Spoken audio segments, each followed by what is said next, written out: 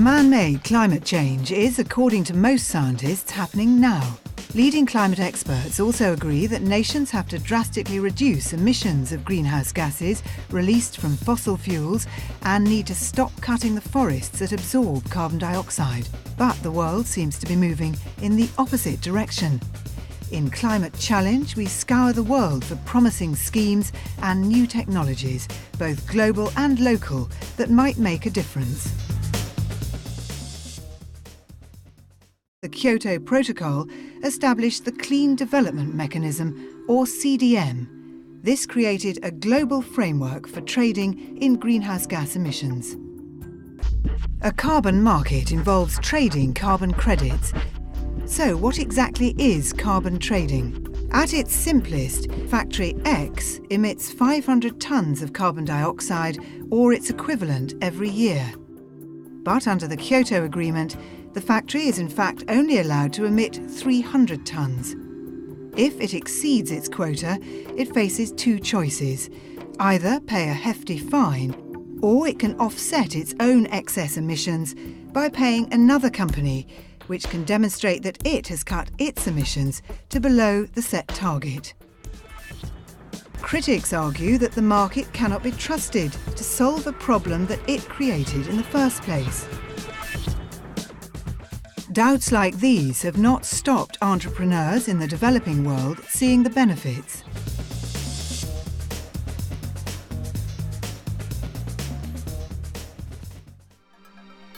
Industry and transport are seen as major polluters, but a quarter of greenhouse gas released into the atmosphere comes from changes in land use, especially the destruction of forests.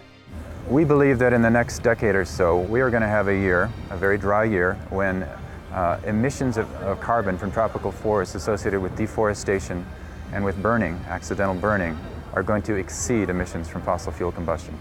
That's how big this thing is. On an accumulated basis, deforestation is responsible for about a third of the total greenhouse gas buildup in the atmosphere. So because it is a big part of the problem, it should be a big part of the solution as well. In this edition of Climate Challenge, we focus on the efforts to reward those who not only plant, but more significantly preserve forests. In the jargon, it's called avoided deforestation. When international efforts were made to cut carbon emissions with the Kyoto Protocol, avoided deforestation was left out. There are lots of players in the international community who say it should be included, earning credits for indigenous and other forest people with sustainable lifestyles, as well as poor farmers who should be given an incentive not to fell the forest.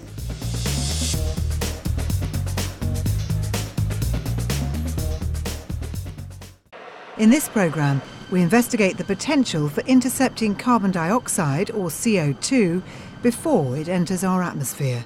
It's known as carbon capture and storage, or CCS for short. The technology was developed to help extract oil from the ground. Now it could help cut emissions from fossil fuels. And yet around the world there are just a handful of industrial plants that do capture and lock away the CO2 they generate. While scientists, pressure groups and politicians wrangle over targets and treaties, ordinary people are coming up with practical means to improve energy efficiency, save money and contribute towards climate stability. These have all been recognised by the Ashton Awards for Sustainable Energy, which reward and champion proven energy ideas round the world. In Shanxi, China, a group of mothers concerned about deforestation are building a biogas system. The northerly town of Huddersfield in the UK is the unlikely venue for a solar power success story.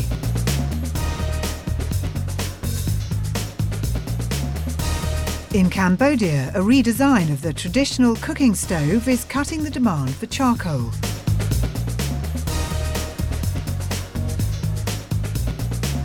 And Pune, India could be witnessing an energy revolution, making gas for cooking from household waste.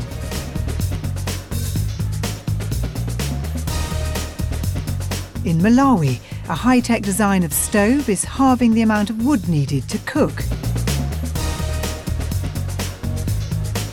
And back in the UK, a school which is actually exporting power to the national grid.